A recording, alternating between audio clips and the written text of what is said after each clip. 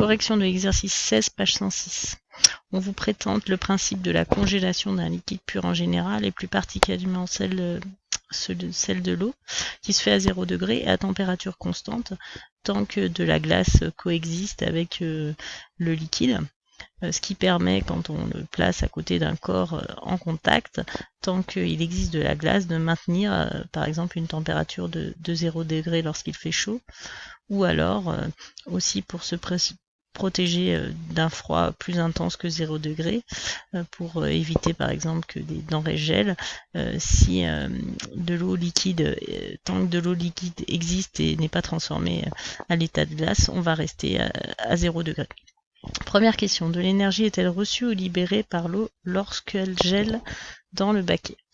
Donc la congélation, alors il faut déjà traduire en termes de changement d'état, c'est ce qu'on appelle de la solidification, passage donc de l'état liquide à l'état solide. Et donc on va vers une augmentation de l'ordre des molécules au niveau microscopique, à un état très ordonné et des molécules très liées. Et donc ça correspond à une perte d'énergie pour le système, c'est-à-dire une libération d'énergie, et c'est ce qu'on appelle une transformation exothermique. On notera donc une énergie Q de façon négative, puisqu'elle sera perdue par le système dans ce type de changement d'état. Deuxième question, il faut calculer l'énergie transférée lors de la conjugation, c'est-à-dire la solidification de 20 litres d'eau liquide. Donc là, on va utiliser la formule du cours. L'énergie donc transférée, elle est notée Q. Ici, elle sera notée Q1 et elle vaut la masse de notre eau liquide.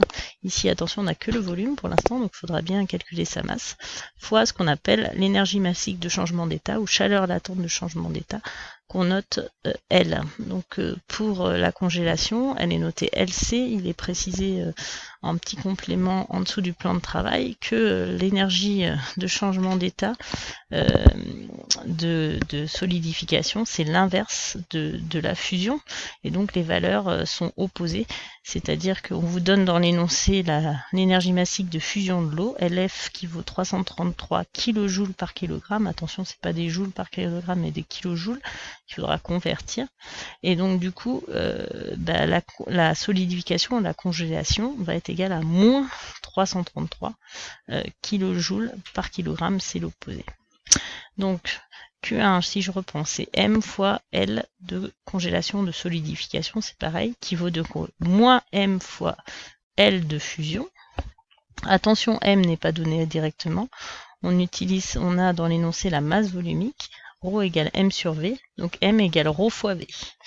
Donc ça va être moins, M c'est ρ de l'eau fois V de l'eau, fois donc le L de fusion. Je fais l'application numérique, j'ai toujours mon signe moins. Le volume c'est 20 litres. La masse volumique c'est 1 kg par litre. Donc ça tombe bien, on est en litres dans les deux cas, donc je peux laisser sans convertir. Et du coup, la chaleur latente ou l'énergie massique de fusion de l'eau, c'est 333 kJ. Donc en joules, ça fait fois 10 puissance 3. Et donc ça fait moins 6,7 10 puissance 6 joules. Et j'ai bien, comme précisé plus haut, une énergie qui est négative. Je peux aussi la mettre en kilojoules, 6,7 fois 10 puissance 3 kilojoules. 3 crans de moins. Deuxième question. Calculer en kilojoules l'énergie libérée par un radiateur de 20 kW fonctionnant pendant 1 heure. Donc pour ça, vous ne pouvez pas l'inventer, on ne l'a pas vu dans le cours. On vous dit que l'énergie libérée par un radiateur, E, elle s'est écrit donc E pour énergie, c'est sa puissance fois le temps de fonctionnement. Donc c'est P fois delta T, ça c'est dans les données. La puissance, on vous la donne, c'est 2,0 kW qu'il faudra mettre en watts. Et puis on vous dit 1 heure, et dans l'énoncé, on vous dit que le delta T doit être en secondes, donc il faudra le convertir à nouveau en secondes. Donc, alors, ici dans l'énoncé, on note E, mais du coup, c'est ce qu'on a noté Q, nous, l'énergie dans le chapitre, donc je peux le noter soit Q2, soit E, comme je veux. Ce qui compte, c'est que je comprenne que je parle de la même chose, c'est une énergie. C'est 1 puissance fois delta T, ça c'est pas inventer ces données dans l'énoncé, c'est donc 2, attention c'était des kilowatts, il faut que je le mette en watts, donc 2 fois 10 puissance 3, 2,0, fois le temps en secondes, 1 heure c'est 3600 secondes. Ça fait donc 7,2 fois 10 puissance 6 joules que je peux mettre aussi en kilojoules.